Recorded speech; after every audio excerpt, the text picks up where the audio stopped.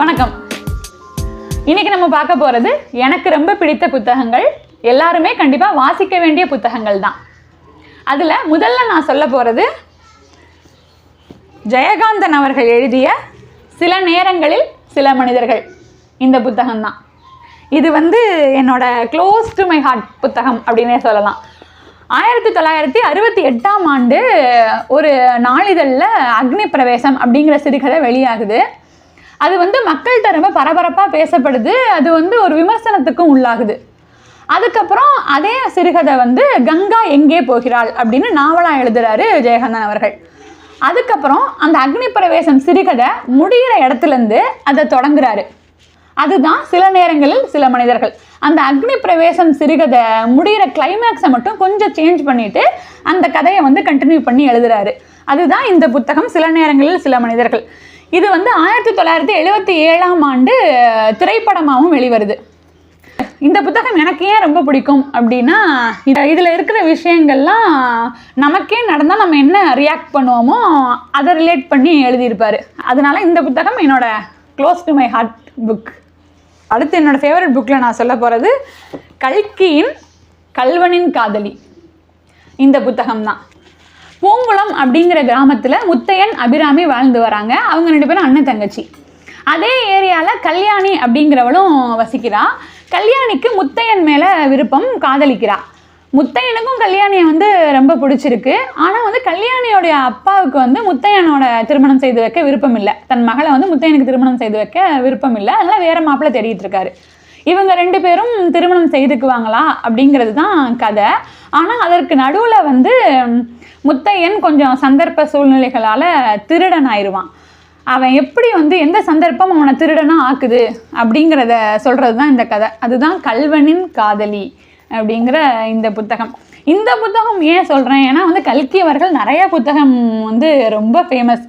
பொன்னியின் செல்வன், சிவகாமியின் சபதம், அலையோசை, மோகினி தீவு, அந்த மாதிரி நிறையா இவரோடது ஃபேமஸ். ஆனால் இது ஏன் நான் சொல்கிறேன் அப்படின்னா, ரொம்ப நாள் புக்கு படிக்காமல் இருந்துட்டு கொஞ்சம் கேப் ஆயிடுச்சு. வேலையெல்லாம் இருக்கிறனால மற்ற வேலையெல்லாம் பார்த்துட்டு கொஞ்ச நாள் புக் படிக்க ஒரு கேப் வந்துருச்சு. திடீர்னு ரொம்ப நம்ம புக் படிக்காமல் விட்டோமோ அப்படின்ட்டு யோசிச்சுட்டு இந்த புக் தான் நான் எடுத்தேன். கல்வனின் காதலி தான் எடுத்தேன். ஆனால் இதுக்கப்புறம் நான் கண்டிப்பாக புக் படித்தே ஆகணும் அப்படின்னு என்னை தூண்டின புத்தகத்தில் இதை நான் சொல்லுவேன். அதனால் இது என்னோடய ஃபேவரட் புக்கு. அடுத்து நான் சொல்ல போகிற புத்தகம் ராபின் சர்மா அவர்கள் எழுதிய யார் அழுவார் நீ உயிர் துறக்கையில், who will cry when you die. இந்த புத்தகம் தான். இது எந்த மாதிரி புத்தகம் அப்படின்னா, நம்ம ஒரு லைஃப் ஸ்டைல் இப்போ வாழ்ந்துக்கிட்டு இருப்போம். அதை மாற்ற முடியுமா அப்படின்னு கேட்டால் இந்த புத்தகத்தால் முடியும் அப்படின்னு தான் நான் சொல்லுவேன்.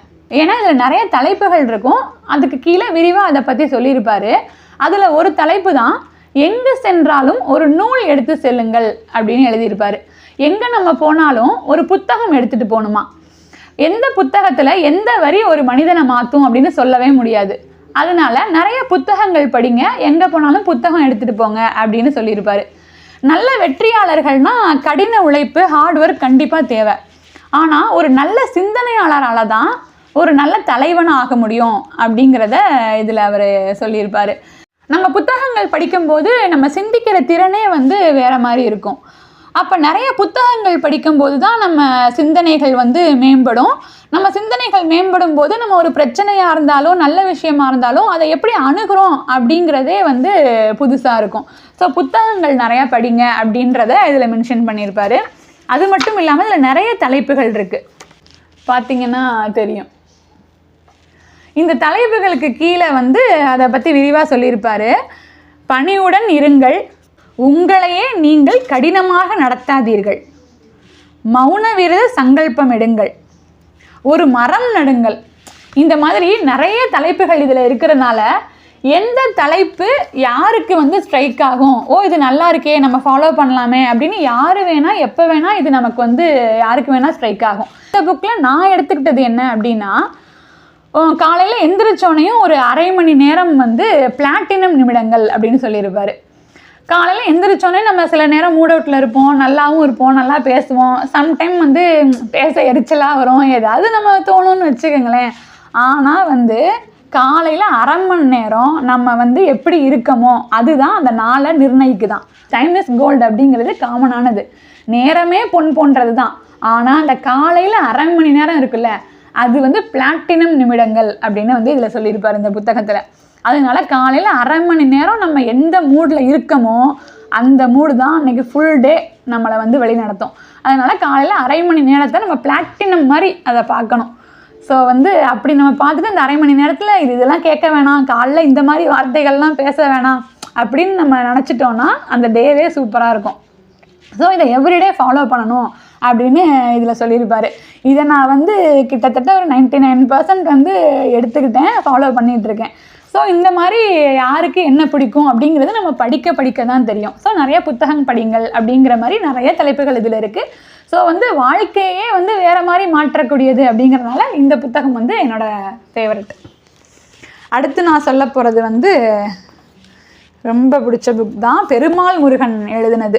பூக்குழி அப்படின்னு ஒரு புக் இருக்குது, பெருமாள் முருகன் எழுதுனது. அது வந்து என்கிட்ட கையில் இல்லை, நான் வாங்கி தான் படித்தேன். பூக்குழி புத்தகம் என்ன மாதிரி கதைன்னா, சாதி மறுப்பு திருமணம் செய்கிறவங்கள ஊர் பக்கத்துலாம் இன்னும் என்ன மாதிரி ட்ரீட் பண்ணுறாங்க அப்படிங்கிறத சொல்கிறது தான் பூக்குழிங்கிற கதை.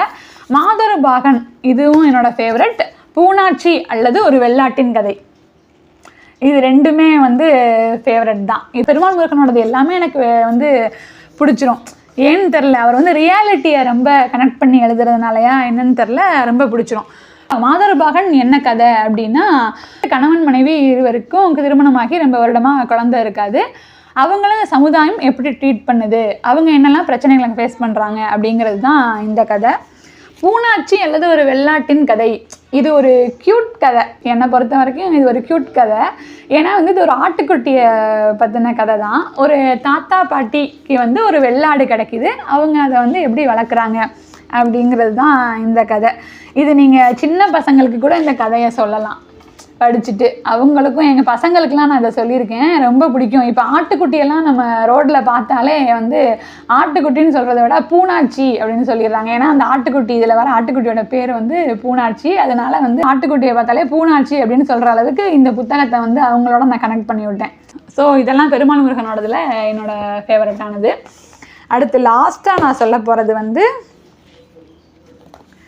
இது வந்து செமையான ஒரு புக்கு. ஒரு மனிதன் ஒரு வீடு ஒரு உலகம், ஜெயகாந்தன் அவர்கள் எழுதியது தான். இது வந்து ஹென்றி அப்படிங்கிற ஒரு பொது மனிதனை பற்றினது. என்ன ஜாதி, என்ன மதம், இனம் எதுவுமே தெரியாத ஒரு மனிதன்.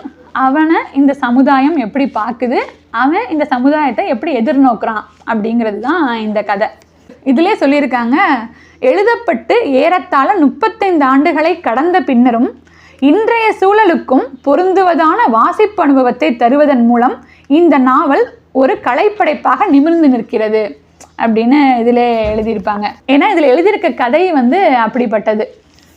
ஜெயகாந்தன் அவர்களே சொல்லியிருக்காரு, தனது நாவல்களில் தனக்கு பிடித்த நாவல் இந்த ஒரு மனிதன் ஒரு வீடு ஒரு உலகம் இதுதான் அப்படின்னு. ஸோ எனக்கும் இது வந்து மோஸ்ட் ஃபேவரட்டான ஒரு புத்தகம் தான். இந்த புத்தகங்கள்லாம் எனக்கு பிடிச்சது அப்படின்னு மட்டும் இல்லை, கண்டிப்பாக எல்லாருமே இதெல்லாம் படிக்க வேண்டிய புத்தகங்கள் தான். 100% நான் சொல்லுவேன். நீங்கள் இப்போ நான் சொன்ன இந்த எல்லா புத்தகத்தில் எதை வாங்கி படித்தாலும் நீங்கள் டிசப்பாயிண்ட் ஆகவே மாட்டீங்க. அப்படிப்பட்ட சூப்பரான புக்ஸ் தான் இப்போ நான் சொன்னது எல்லாமே. நீங்களும் இந்த மாதிரி புத்தகங்கள்லாம் வாங்கி படிங்க. ஆல்ரெடி நிறைய பேர் இந்த புத்தகங்கள்லாம் படிச்சிருப்பீங்க. உங்கள் சஜஷன்ஸை கமெண்ட்டில் சொல்லுங்கள். அடுத்த வீடியோவில் சந்திக்கலாம். நன்றி.